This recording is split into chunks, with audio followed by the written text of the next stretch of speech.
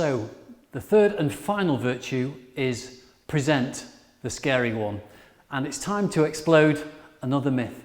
How many times have I heard people say, I'm just going to speak off the cuff. I'm just going to speak informally. I just want to chat to them.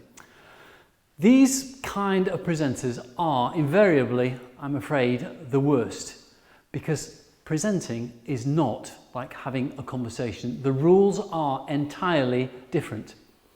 The rules of conversation say one person speaks and then another. It's okay to interrupt. It's okay to stop halfway through a sentence and start again. It's informal and spontaneous.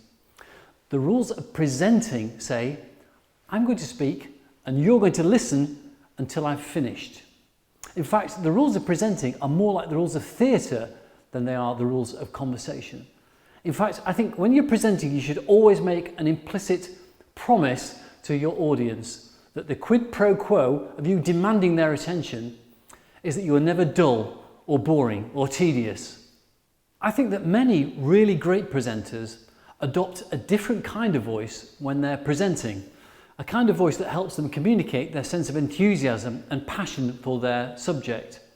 And it can be a real breakthrough for some people to discover this new presenting voice.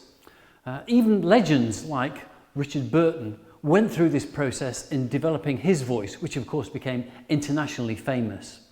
So how do you go about finding this new voice? Well, it's interesting to hear the words of Professor Max Atkinson, who talks about the three attributes of presenting as being passion, conviction, and enthusiasm.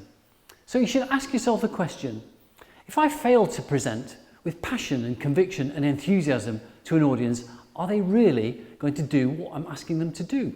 And the fact is, unless you can make a real emotional connection with them, they probably won't. But if you can make that connection, the results can be dramatic.